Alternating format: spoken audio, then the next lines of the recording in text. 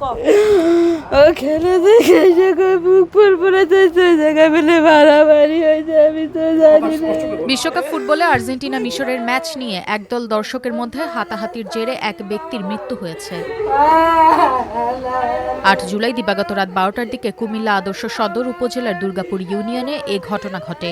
ওই ব্যক্তির নাম শরীফুল ইসলাম। তিনি কুমিল্লা নগরের ২৩ নম্বর ওয়ার্ডের মঠ পুষ্করিণী এলাকার একটি ভাড়া বাসায় থাকতেন।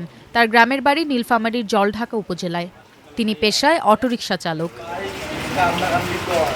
স্থানীয় সূত্রের ভাষ্য, স্থানীয় মহসিন মিয়ার দোকানে একদল দর্শক আর্জেন্টিনা ও মিশরের মধ্যকার ম্যাচ দেখছিলেন। সেখানে অটোরিকশা চালক শরীফুলও ছিলেন। খেলা চলাকালে দুই দলের সমর্থকদের মধ্যে কথা কাটাকাটি শুরু হয়। এক পর্যায়ে শরীফুলের সঙ্গে কয়েকজনের বাগবিতণ্ডা হাতাহাতি মারধরের রূপ নেয়। তাকে কিল ঘুষি মারা হলে তিনি মাটিতে লুটিয়ে পড়েন। কথায় কথা লাগছে যে কিরে তুই আর্জেন্টিনা কইতে, যে ওরাই কইতেছে যে তোর বাবাই গোল দিতে পারবে, তারপর কইতেছে তোর বাবাই তো গোল দিবে আজকে। এভাবে বিবাদ হ্যাঁ গালাগালি করছে। গালাগালির পরে গোল দিছে, তারপরে হে কইছে দেখ তোর বাবা গোল দিছে। এর করার পরে দুইজন ধরে পাশের রুমে নিয়ে মারছে। আহত শরীফুলকে কুমিল্লা মেডিকেল কলেজ হাসপাতালে নেওয়া হয়। সেখানে কর্তব্যরত চিকিৎসক তাকে মৃত ঘোষণা করেন। তার মরদেহ ময়নাতদন্তের জন্য হাসপাতালে মর্গে রাখা হয়েছে।